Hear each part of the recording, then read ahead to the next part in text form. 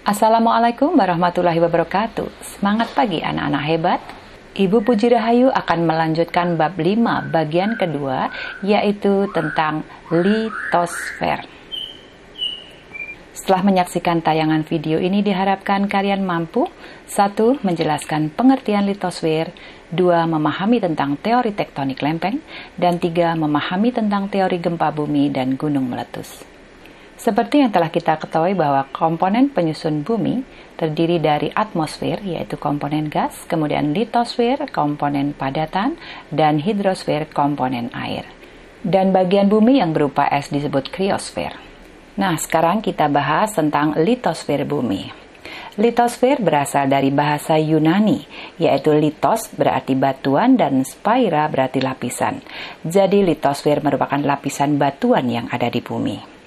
Litosfer meliputi gunung, batuan, tanah, dan pasir yang ditemukan baik di permukaan bumi maupun di dalam lautan. Litosfer terdiri dari kerak bumi dan mantel bumi. Kita lihat di mana kerak bumi dan mantel bumi itu. Struktur bumi tersusun dari beberapa lapisan ke dalam. Yang pertama adalah kerak bumi. Kemudian bawahnya adalah mantel bumi. Dan lebih dalam lagi adalah inti luar, dan yang paling dalam adalah inti dalam. Kerak bumi dibagi menjadi dua, yaitu kerak benua dan kerak samudra. Kerak benua merupakan kerak bumi yang berada di daratan. Misalnya kerak bumi Amerika Utara, kerak bumi Amerika Selatan, ya. Kemudian kerak samudra merupakan kerak bumi yang berada di dalam laut. Contohnya adalah kerak samudra Pasifik dan kerak samudra Atlantik. Kemudian mantel bumi juga terbagi menjadi dua, yaitu mantel atas dan mantel bawah. Inti luar bumi itu berupa cairan pekat. Di antaranya terdiri dari nikel, besi cair, dan oksigen. Dan inti dalam bumi itu berisi material padat, yaitu nikel dan berbagai logam. Sekarang kita lihat teori struktur bumi. Teori struktur bumi ada dua, yang pertama adalah teori tektonik lempeng, dan yang kedua adalah teori gempa bumi dan gunung berapi. Kita bahas satu persatu. Yang pertama adalah teori tektonik lempeng. Teori tektonik lempeng merupakan teori pergerakan benua atau disebut dengan continental drift. Ini dikemukakan oleh Alfred Wegener. Dia mengatakan bahwa zaman dahulu semua benua di bumi menyatu, membentuk daratan yang sangat luas. Dan sekitar 200 tahun yang lalu, benua tersebut terpisah dan bergerak menjauh secara perlahan. Bisa diilustrasikan bahwa 225 juta tahun yang lalu bumi bentuknya seperti ini, kemudian 150 juta tahun yang lalu bentuknya juga masih rapat tetapi mulai terpisah, dan 100 juta tahun yang lalu benua-benua ini mulai terpisah, dan akhirnya seperti inilah bentuk benua sekarang. Teori tektonik lempeng yang kedua disampaikan oleh Harry Hess, yaitu teori pergerakan dasar laut atau seafloor spreading. Harry Hess mengatakan bahwa di bawah kerak bumi terdiri atas material yang panas dan memiliki massa jenis yang rendah. Akibatnya material tersebut naik ke punggung kerak samudra, kemudian material bergerak ke samping bersama dasar kerak samudra. Dengan demikian, bagian dasar kerak samudra tersebut menjauh dari punggung kerak samudra dan akan membentuk sebuah patahan. Maka magma akan keluar naik ke atas dan mengisi patahan tersebut. Magma yang telah sampai ke patahan akan mendingin dan membentuk kerak yang baru. Dari kedua teori tersebut, akhirnya sekitar tahun 1960, para ilmuwan mengembangkan sebuah teori, yaitu teori tektonik lempeng. Berdasarkan teori ini, kerak bumi dan bagian atas dari mantel bumi terbagi menjadi beberapa bagian. Dan bagian ini disebut dengan lempeng. Lempeng bersifat plastis dan dapat bergerak di lapisan ini. Berdasarkan teori tektonik lempeng, bagian luar bumi tersusun atas litosfer yang dingin dan kaku yang disebut dengan lempeng, serta tersusun dari astenosfer. Astenosfer ini bersifat plastis dan cair yang berada di bawah lempeng. Akibatnya, lempeng ini seolah-olah mengapung dan bergerak di atas astenosfer. Ketika lempeng bergerak, akan terjadi interaksi antar lempeng. Lempeng dapat bergerak, saling menjauh ataupun memisah. Selain itu, lempeng juga bisa saling mendekat hingga terjadi tubrukan antar lempeng. Nah, apabila dua lempeng bergerak saling menjauh, lempeng tersebut bersifat divergen. Adanya pergerakan divergen ini akan mengakibatkan peristiwa patahan atau retakan di lempeng benua. Sementara di kerak samudera terbentuk tanggul dasar laut. Contoh lempeng yang bergerak saling menjauh, misalnya lempeng Indo-Australia bergerak menjauh dari lempeng Antartika. Dan apabila terdapat dua lempeng tektonik yang saling mendekat, maka akan menimbulkan tumbukan antar lempeng. Pergerakan ini disebut dengan konvergen. Beberapa lempeng yang bergerak konvergen, misalnya lempeng Indo-Australia dengan lempeng Filipina, juga lempeng Indo-Australia dengan lempeng Eurasia. Pergerakan lempeng secara konvergen akan mengakibatkan tabrakan antar lempeng. Akibatnya terjadi fenomena subduksi dan obduksi. Subduksi merupakan tabrakan lempeng samudra dengan lempeng benua. Akibatnya, lempeng samudra menyelusup ke bawah di lempeng benua.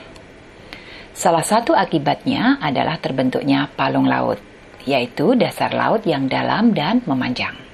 Sedangkan obduksi merupakan tabrakan antar lempeng benua. Akibatnya, salah satu kerak benua terdorong ke atas dan terbentuklah pegunungan. Sebagai contoh adalah terbentuknya pegunungan Himalaya. Ini terbentuk karena benturan keras antara benua Eurasia dan benua India yang bertabrakan. Kita lihat sekarang penyebab terjadinya pergerakan lempeng tektonik. Salah satu teori yang diajukan ilmuwan adalah terjadinya perpindahan panas dari inti bumi ke lapisan mantel secara konveksi. Hal ini mirip seperti peristiwa mendidihnya air yang dimasak. Nih, kita tahu bahwa air yang dimasak nih karena panas, maka air akan bergerak ke atas, kemudian akan menuju ke air yang lebih dingin. Akhirnya akan terjadi siklus konveksi. Begitu juga pada bumi. Berdasarkan teori ini, ilmuwan berhipotesis bahwa konveksi inti bumi menyebabkan pergerakan lempeng. Jadi karena inti bumi ini sangat panas, maka dia akan berkonveksi mendekati lempeng.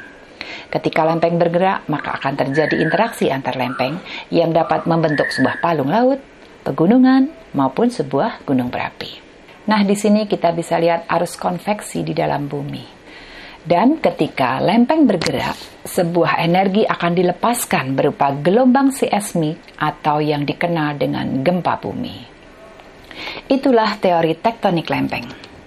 Oke, sekarang kita lihat yang kedua adalah teori gempa bumi dan gunung berapi. Teori gempa bumi.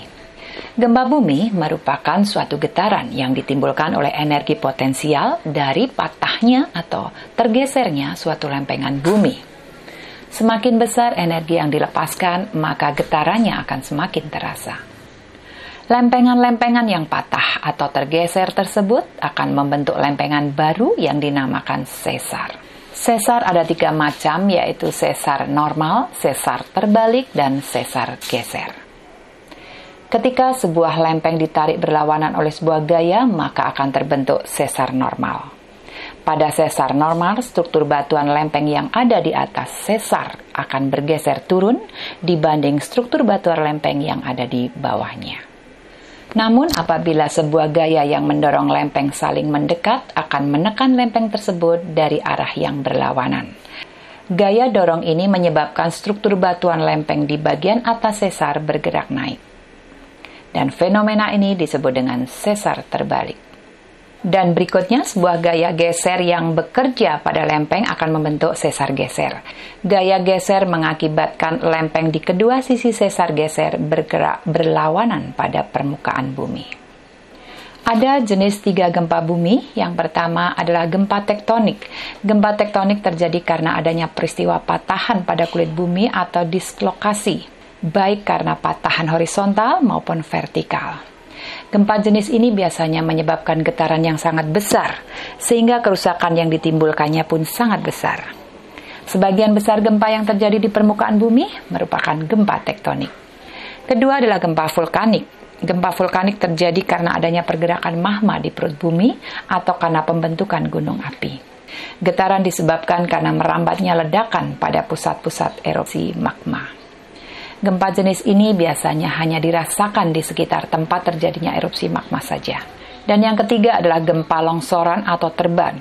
Gempa longsoran terjadi karena adanya rongga-rongga bawah tanah yang longsor. Getaran ini biasanya hanya dirasakan di sekitar tempat terjadinya longsor saja dan tidak terlalu dahsyat. Yuk sekarang kita lihat istilah-istilah dalam gempa bumi. Yang pertama yang sering kita dengar adalah hipocentrum. Hipocentrum merupakan pusat gempa di dalam bumi. Berikutnya adalah epicentrum, yaitu pusat gempa di permukaan bumi. Ada juga seismograf. Seismograf merupakan alat pengukur gempa bumi. Makroseisma merupakan getaran gempa yang kuat dan terasa oleh umum. Sedangkan mikroseisma merupakan getaran gempa yang halus yang hanya tercatat oleh seismograf. Satuan kekuatan gempa adalah skala Richter, dan kekuatan gempa disebut dengan magnitude. Kita tahu bahwa sebagian besar kerusakan akibat gempa bumi diakibatkan oleh gelombang yang merambat di permukaan bumi. Bangunan serta jalan raya menjadi rusak akibat gempa bumi. Bila gempa terjadi di dasar laut, gerakan lempeng tersebut akan mendorong air laut ke atas sehingga timbul gelombang yang besar dan kuat.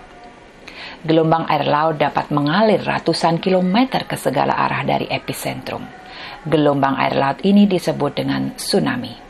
Hal ini mengingatkan kita bahwa pada tahun 2004 di Indonesia juga pernah terjadi tsunami, khususnya di Aceh.